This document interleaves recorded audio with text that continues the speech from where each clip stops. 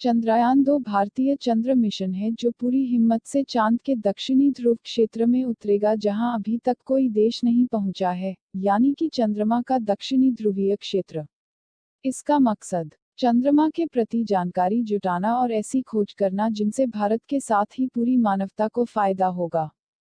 इन परीक्षणों और अनुभवों के आधार पर ही भावी चंद्र अभियानों की तैयारी में जरूरी बड़े बदलाव लाना है, ताकि आने वाले दौर के चंद्र अभियानों में अपनाई जाने वाली नई टेक्नोलॉजी तय करने में मदद मिले। हम चांद पर क्यों जा रहे हैं? चंद्रमा पृथ्वी का नजदीकी उपग्रह है जिसके माध्यम से अंतरिक्ष में खोज के प्रयास किए जा सकते हैं और इससे संबंध आंकड़े भी एकत्र किए जा सकते हैं। यह गहन अंतरिक्ष मिशन के लिए जरूरी टेक्नोलॉजी आजमाने का परीक्षण केंद्र भी होगा। चंद्रयान-2 खोज के एक नए युग को बढ़ावा देने, अंतरिक्ष के प्रति हमारी समझ बढ़ाने, प्रौद्योगिकी की प्रगति को बढ़ावा देने, वैश्विक तालमेल को आगे बढ़ाने और खोजकर्ताओं तथा वैज्ञानिकों की भावी पीढ़ी को प्रेरित करने में भी सहायक होगा। चंद्रयान-2 के वैज्ञानिक उद्देश्य क्या हैं? चंद्रमा के दक्षिण ध्रुव तक पहुंचना क्यों जरूरी? चंद्रमा हमें पृथ्वी के क्रमिक विकास और सौर मंडल के पर्यावरण की अविश्वसनीय जानकारियां दे सकता है।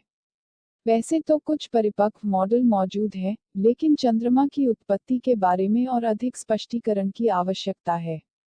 चंद्रमा की सतह को व्यापक बनाकर इसकी संरचना में बदलाव का अध्ययन करने में मदद मिलेगी। चंद्रमा की उत्पत्ति और विकास के बारे में भी कई महत्वपूर्ण सूचनाएं जुटाई जा सकेंगी। वहां पानी होने के सबूत तो चंद्रयान-1 ने खोज लिए थे और यह पता लगाया जा सकेगा कि चांद की सतह और उपसतह के कितने भाग में पानी है। चंद्रमा का दक्षिणी ध्रुव विशेष रूप से दिलचस्प है क्योंकि इसकी सतह का बड़ा हिस्सा उत्तरी ध्रुव की तुलना में अधिक छाया में रहता है। इसके चारों ओर स्थायी रूप से छाया में रहने वाले इन क्षेत्रों में पानी होने की संभावना है। चांद के दक्षिणी ध्रुवीय क्षेत्र के ठंडे क्रेटर्स, गड्ढों में प्रारंभिक सौर प्रणाली के लुप्त जीवाश्म रिकॉर्ड मौजूद है। चंद्रयान-2 विक्रम लैंडर और प्रज्ञान रोवर का उपयोग करेगा जो दो गड्ढों मंजिनस सी और सिम्पेलियस एन के बीच वाले मैदान में लगभग 70 डिग्री दक्षिणी अक्षांश पर सफलतापूर्वक लैंडिंग का प्रयास करेगा।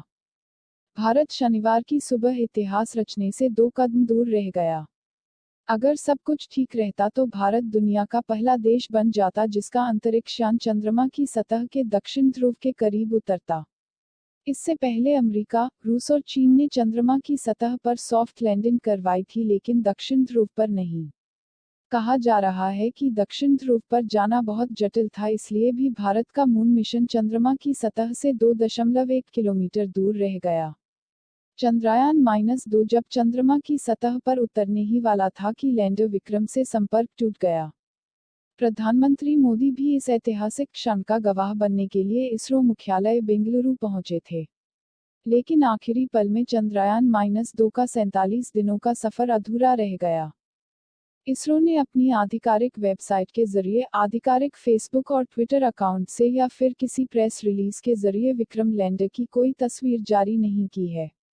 रिवर्स इमेज सर्च से पता चलता है कि जिस तस्वीर को भारतीय ऑर्बिटर द्वारा ली गई विक्रम लैंडर की थर्मल इमेज बताकर शेयर किया जा रहा है, वो दरअसल अमेरिकी स्पेस एजेंसी नासा के मिशन अपोलो-16 की तस्वीर है।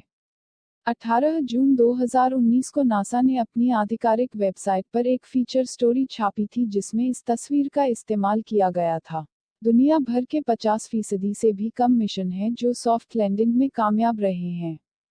जो भी अंतरिक्ष विज्ञान को समझते हैं वो जरूर भारत के इस प्रयास को प्रोत्साहन देंगे।